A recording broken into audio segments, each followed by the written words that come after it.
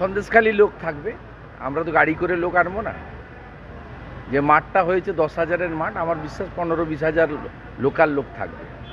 নৌকা করে, বোট করে, টোটো করে, অটো করে, মেশিন ভ্যানে, কোনো বাস তো আমরা পাবো না, কারণ ব্রিগেডে কালকে একটা জলসা আছে, ফ্যাশন প্যারেড হবে, র্যাম্প তৈরি হয়েছে। অতএব কালকে আমার ওখানকার সন্দেশখালীর মা বোনেদের সম্বর্ধিত করার জন্য এবং ওদের যে আন্দোলন তার প্রতি আমরা ভারতীয় জনতা পার্টি প্রথম দিন থেকে ছিলাম, কালকেও সমর্থন জানাতে যাচ্ছি। আর বিজেপির অনেক কার্যকর্তা, আমাদের লোকসভার কনভেনার বিকাশ সিং সহ গ্রেপ্তার হয়েছিলেন, জামিন পেয়েছেন, তাদের সম্বর্ধিত করব। 12টার সময় আমাদের সভা আছে। এই সভা হাইকোর্টের নিয়ম মেনে 3টের মধ্যে আমরা শেষ করব। হাইকোর্ট 5টা অবধি করতে বলেছে। কমপ্লিটলি লোকাল লোক নিয়ে সভা হবে, বাইরের লোকজন আনার কোনো ব্যাপার নেই।